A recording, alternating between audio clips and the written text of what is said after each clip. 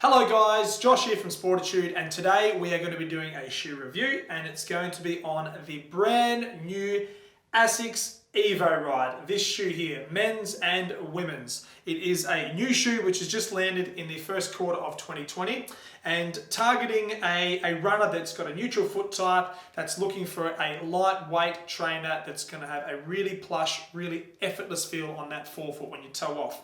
So with all my shoe reviews, as you may or may not be aware, what we like to do is we like to talk all things outsole, move to the midsole, and then discuss the upper, and also profile which runner should potentially or could potentially be considering this shoe to add into their running shoe rotation.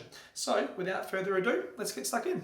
Okay guys, so when we're looking at this shoe and we're then profiling the sole of the shoe, so what we've actually got is here, we've got what Asics are calling their guide sole technology. So we have seen that shoe over the last 6 to 8 weeks rolled out into the marketplace in their Glide Ride. That shoe is more of a high mileage, really max cushioned feeling shoe, where the EvoRide, this shoe here, does have that unique feel in regards to the rocker sole technology through the forefoot, but it's on a lighter package, okay?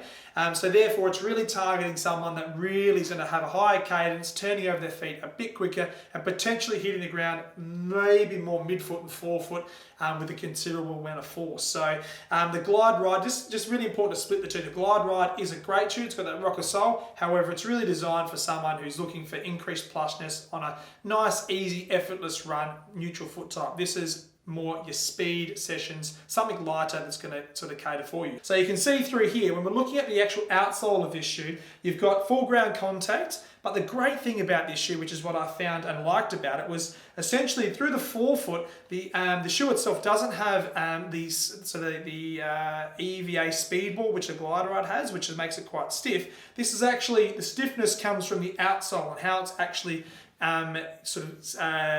glued to the midsole of this shoe. So you can see through there the profile of the shoe does curl up and it is a little bit stiffer through that forefoot, which is great for that midfoot runner that's looking for an effortless toe off.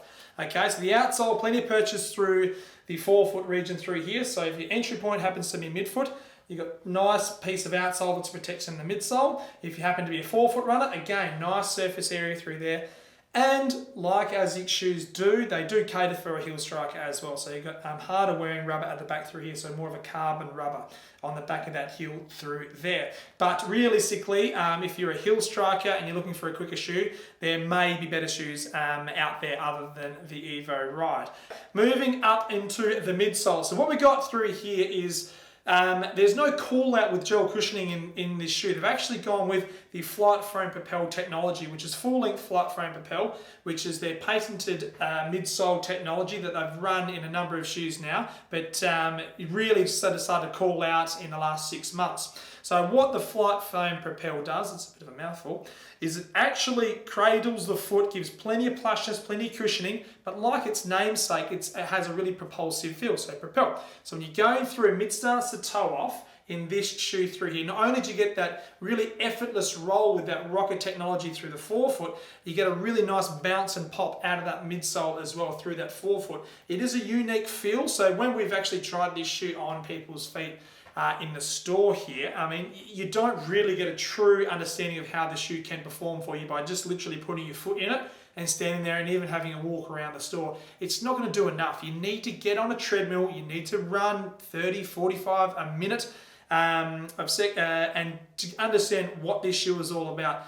Because of that rocker sole, that propulsion through the forefoot, the whole concept here is to take load off those metatarsal heads through the forefoot and essentially take some stress and load off that calf and Achilles as well. If you're toeing off a lot easier, it's going to take a lot of extra load off of that lower part of your lower limb, so your calf, Achilles and soleus.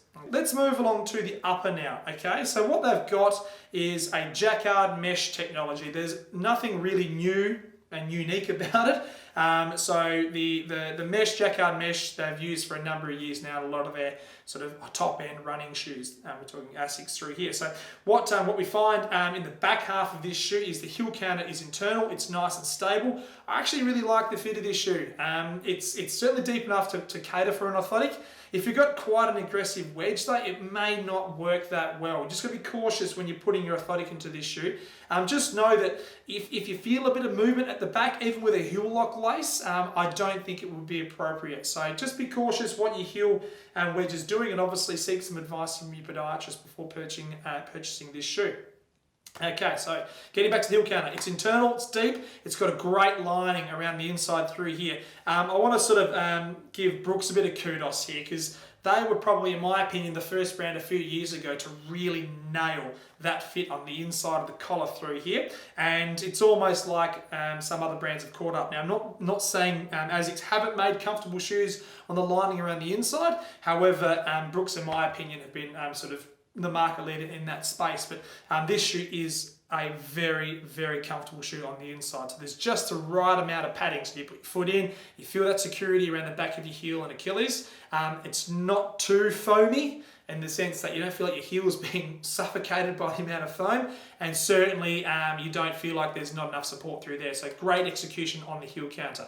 As you're coming through to the midfoot through here, we've got essentially a traditional sort of lacing system. The tongue itself isn't actually gusseted to the shoe, so you don't have that really restrictive feel, which some shoes do have. So they've actually provided a little bit of extra depth and play by doing that through there. So they're actually catering for a runner that has a slightly higher arch, so thus you don't want to lock down the tongue too much to sort of restrict that amount of pitch you get through your arch when you're sitting there in a static position inside the shoe. As you're coming through to the forefoot, as you can see through the upper, the jacquard mesh does its most work through the forefoot. It's a nice stable fitting shoe. Okay, and the great thing about that is Asics have identified, well, when the engineers have identified, the type of runner that's going to be using this shoe is someone that's going to have a higher cadence, they're going to hit the ground with a little bit more speed and force, thus the velocity of movement through their gait cycle is going to be a little bit higher than your traditional mileage shoes. So therefore, you need to have great execution in the upper and how strong it needs to be. Because if you've got someone that moves faster through their gait cycle, you don't want to be slopping around on top. It'll just create too much stress and load on that foot, ankle, shin, knees, hips, etc. So you've got to be really, really careful about how you execute the upper, and they've nailed it inside the EvoRide. It's a really strong fit and feel up top. So what I like to do now is I'm going to hold the men's up through here, is actually talk about the widths inside this shoe, so that it's only a traditional width. So we're talking D in the men's and B in the ladies. Okay, so that's usually rings true for most brands when they execute a new model. They'll usually only do it in a standard width first, sort of dip their toe in the water and test the market. And if it's going to be a successful shoe, then they might go back to the drawing board and execute more widths in their next versions of that shoe. But yeah, initially, first year, it's standard width D, standard width B, right through there. Now let's talk about the foot type that could consider the EvoRide, okay? So as we touched on earlier, it is a neutral shoe, it's a fast shoe, it's light, it's designed for tempo runs, session runs, and potentially race day, okay? So when we're talking about that and it's a neutral concept, there's no additional sort of arch support or guard rails or dynamic support that sits on the medial side through there. So you are a heel striker and you have a really pronounced sort of mid-stance overpronation, I'll put a big question mark on this shoe, and it wouldn't be one that we would feel comfortable selling you on the shop floor. So just be cautious about that. So what it's actually profiling is we're looking at a neutral foot type. Now there's essentially two sort of static positions with a neutral runner that we look at, okay? So first things first, your traditional off-the-shelf neutral foot type looks something like this. We have a higher arch through here, plenty of real estate between the meat of the foot and the ground, and the navicular sits up a little bit higher. And generally speaking, for the runner that does midfoot strike, a lot of the pressure is going to be on the lateral side. So we're talking more of a supinated or underpronated foot type.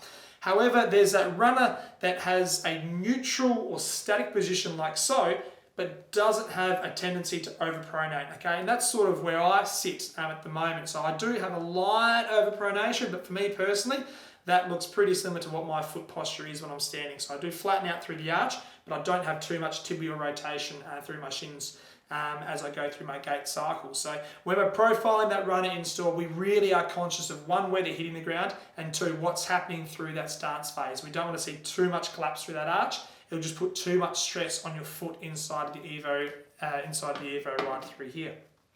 So just now talking about some subtle specs about this shoe, we've got a 5mm offset, so 28mm in the heel and 23mm in the forefoot, and that's the same for the men's and the women's.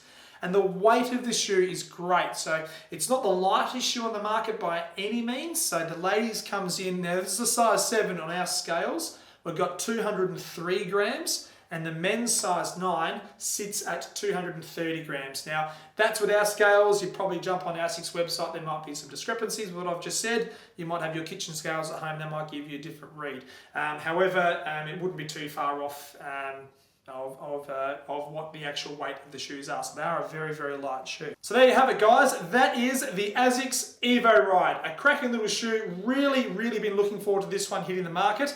I've done some running and testing in this shoe. I was lucky enough to get the first prototype roughly about 12 months ago to put some clicks in it. They made some subtle changes in how they executed the outsole, and it's come up an absolute peach. It's a fantastic shoe, great for your neutral runner, great for that runner that wants an effortless toe-off feel through that forefoot and really likes a bit of cushioning underneath the foot too. So yeah, there you have it, guys. If you've got any questions on this video, please drop it in this link below. If you haven't subscribed to our channel, please feel free, click the subscribe button and be the first in, first served on all things new, latest and greatest in the running shoe world. Yeah, so until next time, happy running. We'll see you soon.